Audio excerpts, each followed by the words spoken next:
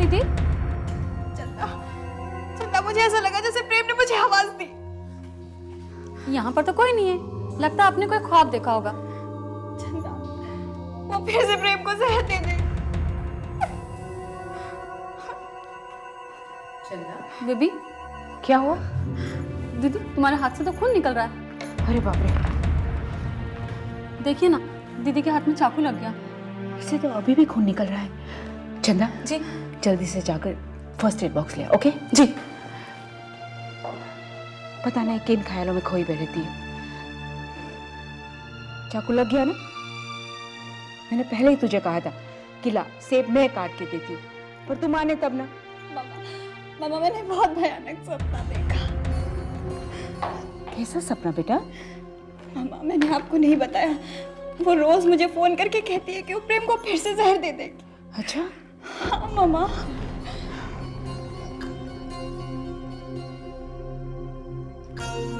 मुझे तो डर लगता है बेटा कि कहीं वो औरत तुम्हें कोई नुकसान ना पहुंचा दे। मामा मुझे अपनी फिक्र नहीं है, मुझे प्रेम की फिक्र है।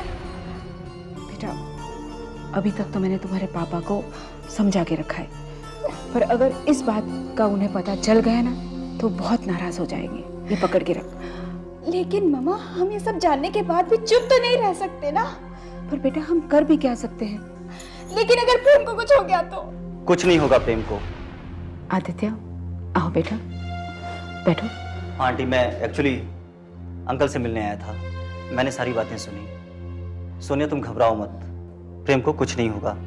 करण ने मुझे सब कुछ बता दिया है। थैंक्स आदि, थैंक यू वेरी मच। बेटा अंकल तो फिलहाल घर पर नहीं है, ऑफिस गए हैं। ठीक है आंटी, मैं उनसे ऑफिस में ही मिल लेता हूँ।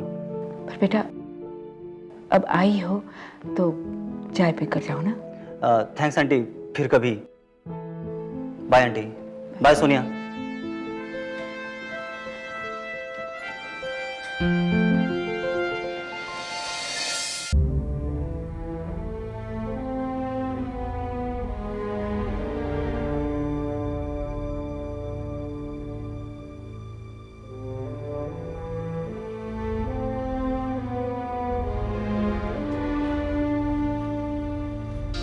क्या बात है आदि, तुम कुछ परेशान हो? मुझे पता है तुम परेशान नहीं हो सकते। ये जरूर मुझे सताने के लिए तुम्हारी कोई चाल है। नहीं करण, मैं सचमुच परेशान हूँ। जब से सोनिया से मिलकर लौटा हूँ कुछ भी अच्छा नहीं लग रहा। मन में एक बेचैनी सी हो रही है। मैं तुम्हारा प्रॉब्लम समझ सकता हूँ। करण, क्या सोनिया की आंखों की रोशनी वापस नहीं आ सकती? आ सकती है, अगर कोई सोनिया को अपनी आंखें डोनेट करे तो। और ऐसे एक आदमी के बारे में सिद्धार्थ ने अंकल को बताया भी था, पर इसके पहले कि उसका पता चले सिद्धार्थ दिल्ली चला गया। ये सिद्धार्थ कौन है? सोनिया की ब्रेल लिपि का टीचर। अच्छा करण, उस आदमी का पता मालूम करने का कोई तो तरीका होगा। तरीका तो है, पर तू ये सब जानकर क्या करेगा? करण, तूने मुझे सोनिया की सारी कहानी बताई। प्रेम में आज भी उसकी जान बसती है। उसकी खुशी के लिए वो प्रार्थना करती है, दुआ करती है, जबकि वो ये जानती है कि प्रेम उसके लिए सिर्फ एक सपना है। तो तू क्या चाहता है? एक तरफा ही सही, मैंने सोनिया से कभी प्यार किया था। उस प्यार की खुशी के लिए मैं सोनिया का साथ देना चाहता हूँ। मैं उसकी अंधी दुनिया फिर से रोशन करना चाहता हूँ।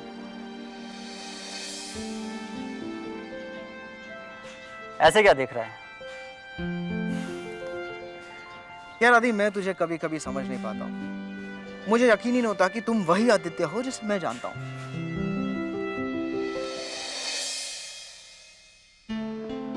सपना, एक बात कहूँ, तुमसे मिलकर मुझे अपनेपन का एहसास होता है। सच कहूँ विकी, तो मैं भी तुम्हें यही कहने वाली थी।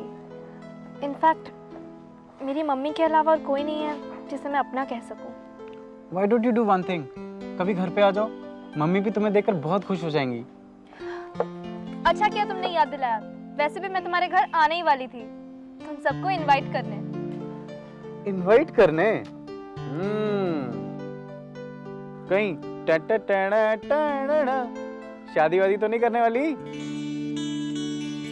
कम ऑन विकी, शादी और मैं? क्यों भाई, वकील लोग शादी नहीं करते? या सब लोग जिंदगी भर लोगों के केस सुलझाने में लगे रहते हैं? व्हाट इज द प्रॉब्लम यार? नहीं विकी, ऐसी बात नहीं है। मैं अभी शादी नहीं करना चाहती। पहले तो मुझे इस फील्ड में काफी सक्सेस हासिल करनी है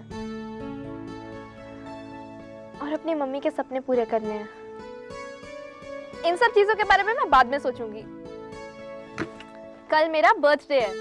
ओह माय गॉड, तब तो तुम्हें विश करना पड़ेगा, गिफ्ट भी देना पड़ेगा। वैसे लड़कियों से उनकी उम्र नहीं पूछी जाती। बाय द वे, तुम कितने साल की हुई हो? 46 या 47? 23। Don't tell me. तुम्हें मालूम है मेरी एज क्या है? 22। तो तुम तो मुझसे बड़ी हुई ना, तुम्हें तो दीदी कहकर बुलाना पड़ेगा। दीदी। आई एम सॉरी, तुम्हें बुरा लगा? नहीं विकी, मुझे बहुत अच्छा लगा क्योंकि मुझे इस रिश्ते से आज तक किसी ने नहीं पुकारा। एक मिनट,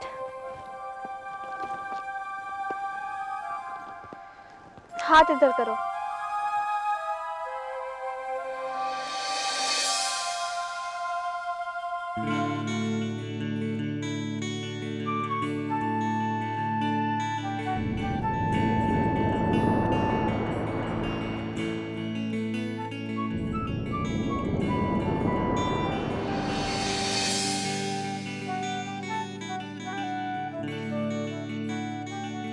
अब ठीक है, आज के बाद तुम मुझे दीदी ही कहोगे।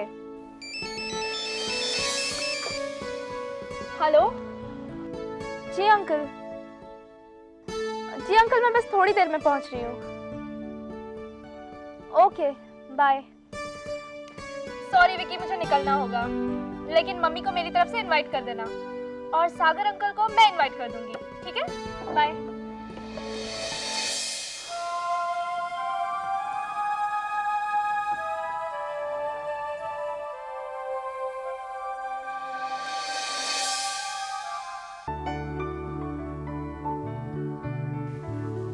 अच्छा लग रहा है ना मसाज? पता है, बालों में खूब सारा तेल लगाना चाहिए। अरे इससे बाल घने और लंबे होते हैं, पता है? जी कौन है आप? जी मेरा नाम भीमा है। मैं इस शहर में नया आया हूँ। काम धंधे का भी कुछ ठिकाना नहीं है। 3 दिन से मैंने खाना भी नहीं खाया है। ओहो, ठीक है, मैं आपको खाने को कुछ देती हूँ। जी मैं इस तरह से खाना नहीं खाऊंगा, मेरा मन नहीं मानता। क्यों? जी मैं एक ही शर्त पर खाना खाऊंगा। क्या मतलब? अगर आप इसके बदले में मुझे कुछ काम दे तो। बड़े खुददार हैं आप। क्या काम कर सकते हैं आप? जी कुछ भी काम कर लूंगा। घर का काम कर सकते हैं आप? जी घर का काम कर सकता हूँ। तो ठीक है, हमारे यहाँ आप काम कीजिए। जी अच्छा। आप बैठिए, मैं खाना भिजवाती हूँ। जी अच्छा। चलिए बैठिए।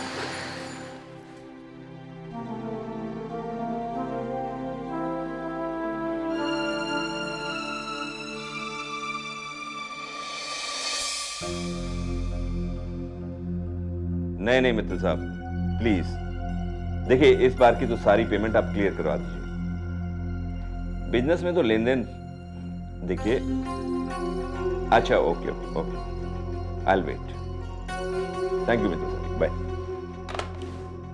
अरे अमर आओ, बैठो।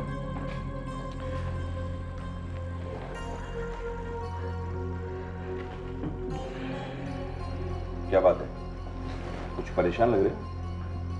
यार एक परेशानी हो तो बताओ भी। यहाँ तो ऐसे लग रहा है जैसे कि पूरी जिंदगी परेशानियां ढोने में ही निकल जाएगी। कुछ बताओ भी।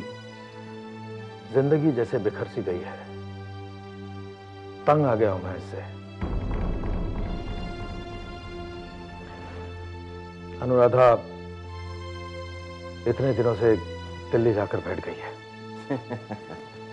परेशान क्यों हो रहे हो? आ जाएंगी भाभी।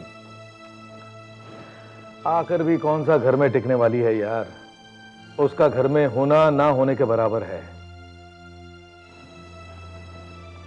करण घर छोड़कर चला गया है। पता नहीं भगवान किस बात की सजा दे रहे हैं मुझे। अरे परेशान क्यों हो रहे हो? सब ठीक हो जाएगा।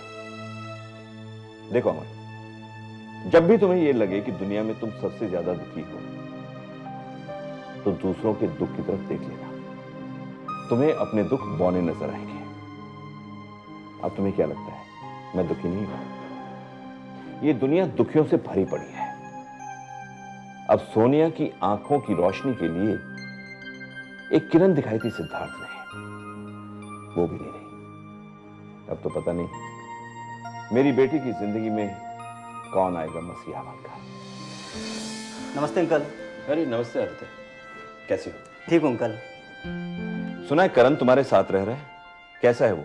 हाँ अंकल, वो भी अच्छा है। अंकल मैं आपसे सोनिया की आंखों के बारे में कुछ बात करना चाहता था। हाँ हाँ बोलो ना। अंकल करण बता रहा था कि सिद्धार्थ ने किसी ऐसे आदमी का पता लगाया था जो सोनिया को अपनी आंखें देना चाहता था। हाँ बेटा, कैंसर पेशेंट है वो। कहां रहता है ये पता नहीं चला। अंकल मैं भी एक ऐसे शख्स को जानता हूं जो कैंसर का पेशेंट है और वो कुछ ही दिनों का मेहमान है। अगर ये वही शख्स है जिसका पता सिद्धार्थ ने लगाया था तो अभी उम्मीद बाकी है। आदित्य बेटा, अगर ऐसा हो गया ना तो एक चमत्कार होगा और मैं तुम्हारा एहसान जिंदगी भर नहीं भूलूंगा बेटा, जिंदगी भर नहीं भूलूंगा।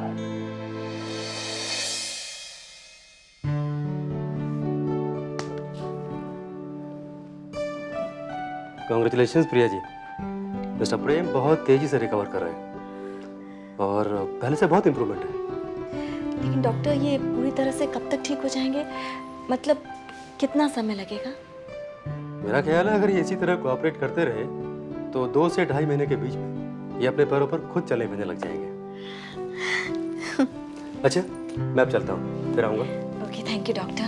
Welcome, take care. बहू रानी, आपने बुलाया? हाँ, ये चादर वगैरह ठीक कर दो। जी अभी करता हूँ।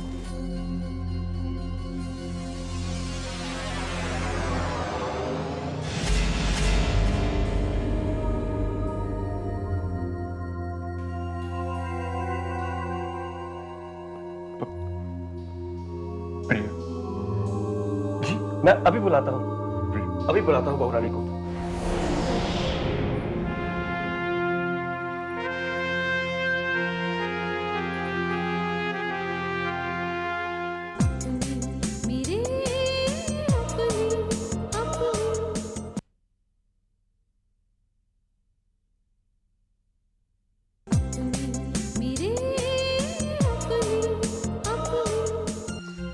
शुटू शुटू, पता है पापा ने तुम्हें मुझे गिफ्ट किया है। मैं आज से तुम्हें पुसी बुलाऊंगी। नहीं, ये अच्छा नहीं है। हाँ, मैं आज से तुम्हें ज़ेबा कह के बुलाऊंगी, ठीक है? अरे वाह, बड़ी प्यारी बिल्ली है। छोटी मम्मी, इसका नाम ज़ेबा है। ज़ेबा, बड़ा प्यारा नाम है, बिल्कुल तुम्हारी तरह। थैंक यू बच्चा ज़ेबा। बहू रानी, वो प्रेम बाबा ने आपको बुलाया है। अच्छा ठीक है। अच्छा भीमा, वो किचन में दूध रखा है, उसे मेरे कमरे में लेके जाना। जी मालकिन। बेटा ज्यादा देर इससे मत खेलो, कहीं आपको इसने काट लिया तो? नहीं काटेगी। नहीं काटेगी? तो मेरी फ्रेंड है ना ज़ेबा। लेकिन बेटा आपकी फ्रेंड को भूख लगी होगी ना? हाँ, ये तो मैंने सोचा ही नहीं। उठ बाबा। हाँ भूख लगी है। हाँ।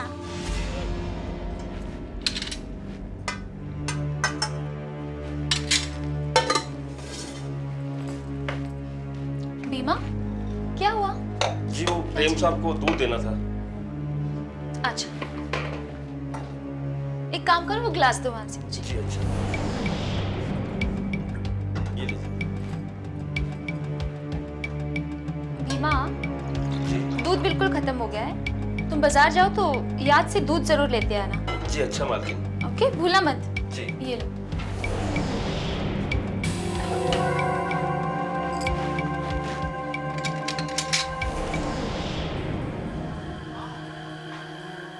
काका इधर आओ। क्या बात है बेटा? किसके लिए दूध लेकर जा रहे हो? बेटा ये दूध मैं प्रेम बाबा के लिए लेके जा रहा हूँ। थोड़े से कुछ नहीं चाहिए बेटा ये प्रेम बाबा के लिए ले जाना था, ये आपने और ले आना ना। अब इतना दूध मैं प्रेम बाबा को क्या पिलाऊंगा? बाजार जाकर थोड़ा दूध और ले आता हूँ। अच्छा बैठो बैठो।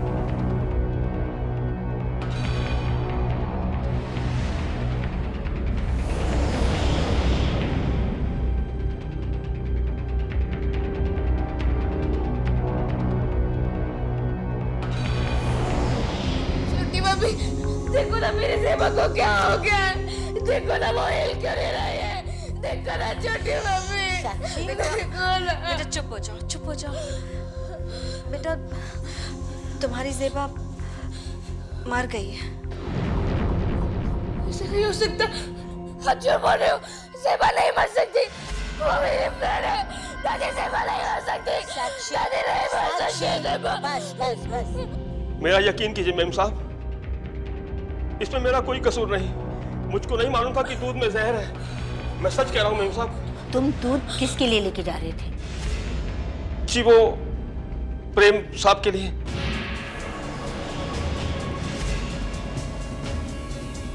क्या मामा,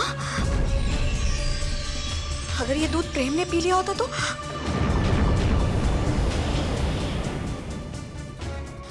ये कहाँ से लाए थे वो दूध? जी वो किचन से लिया था मैंने। वो हाँ हाँ बोलो। जी वो बड़ी बहुरानी ने मुझे खुद अपने हाथों से दिया था।